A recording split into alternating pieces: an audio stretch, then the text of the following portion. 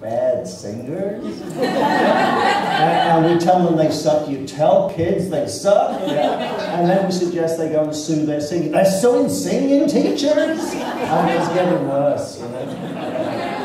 It's very difficult to explain. There wasn't anything like that on the air.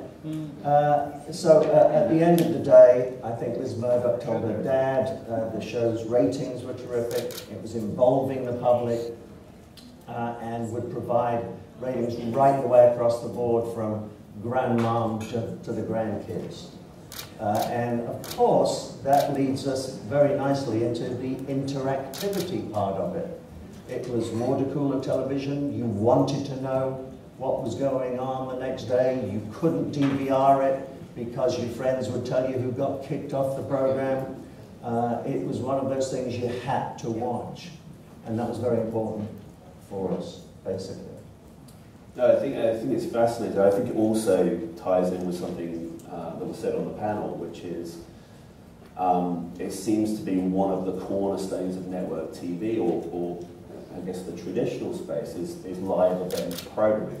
And of course everybody instantly gravitates towards sport because of the Super Bowl and things that people are passionate about. But great reality TV is probably, I would say, accounts for a ton of live programming now on the network. Indeed, and interactivity, the world we're now living in. I mean, I text my son every Saturday or Sunday regarding the soccer. We're both watching soccer in different places, and was that a penalty? Yes, it was. I think so. So that goes on. But I mean, I brought some figures now with me from where we've moved into, with not just the telephony part of it, but we had 10 million hits on Facebook. We've got 800,000 followers on Twitter.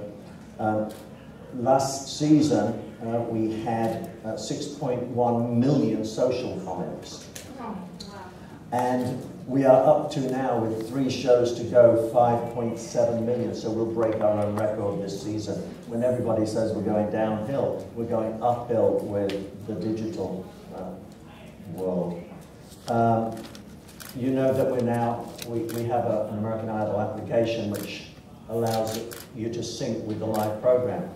2 years ago, we tried using cameras that you can intercut yourself, so that we put 4 cameras down, and while you're watching the show, you can actually intercut the cameras, which got a lot of play, but it became very costly, I must say. To date, this season, fans have watched 90 million short-form videos, which they can watch during the show with the sync. And I think we use a sound recognition program like Shazam. With Supervote this season, we've given the fans 50 votes. And as the singers come on, they can allot their 50 votes. They can't vote at that time, but they can shift them around with each singer. So it allows them to change their mind and move it around. Once the show's over, they press their send button and off the votes go. It allows a constant interactivity rather than just sending their votes off. And we found that to be hugely successful. We now use the dynamic lower third, and we've got a dynamic digital studio. So that if we ask a question like, do you agree with Nicki Minaj? Hashtag agree, hashtag disagree. We can actually do that live. It goes to another company outside that sends back, recognizes the hashtags, sends back, and we can see the percentages happening on the screen. And with it being dynamic, it's different from East Coast to when it plays on the West Coast. So you're actually getting a live update to the viewing that you're watching, which I think is really good. Some interesting facts that we found: that usage is obviously growing rapidly with the smartphone users. 85% of them are reported as second screen linked to programs. 85%. And watch it at least once in a month. 60% reported doing it on a weekly basis, and 39% did daily. It's growing all the time remarkably. Over 80% of 18 to 24-year-olds said that they used their telephone whilst watching the television. And 60% of Americans with annual incomes above $50,000 use their phones while watching TV. Obviously, the advertisers are keeping well on top of this. I was going to say, in case there's any brands in the audience here right now that will approach American. Yeah. $18.4 billion was spent by the advertisers in the third quarter of last year.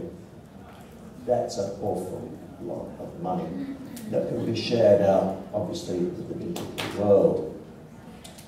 So I've always thought that second screening isn't a new activity. It is water cooler, it is talking to your friends, it is it's just allowing you to do it earlier. That's all. And so as you're creating the show, yeah, and as you're going into pre-production at the start of a new season, and specifically this season, how much is that factoring into the core production? Is that something that you're... Factors in a lot, and don't forget, we know very little about it. We're ignorant to a certain degree, which is good because we don't see the barriers. We just say, hey, can we do this? Let's do that, let's do the other. And then the sort of digital team go, how are we going to do that? That's your problem. It's like Simon Fuller when he came up with the idea of Idol. He didn't think, how are we going to audition 20,000 people in 2 days? Didn't think about it. Left that up to us, you know? Damn it. And we've got so much content. So, you know, we literally record everything that moves and throw it in digital bins. We give them numbers as soon as they walk in, whoever they are, good or bad. And we literally record their numbers on everything and put it into these digital bins. So we can trace back when they first walk in that room. Carrie Underwood, we've got footage beyond belief that we keep bringing out every now and again. So all of that can go into second screen work. We constantly try and introduce songwriters, older music to the young kids so that they understand what's going on, and we really do want to get into an archival situation, whereas the girls are singing My Funny Valentine this week and someone else is singing its standards and stuff from this week in the Billboard charts.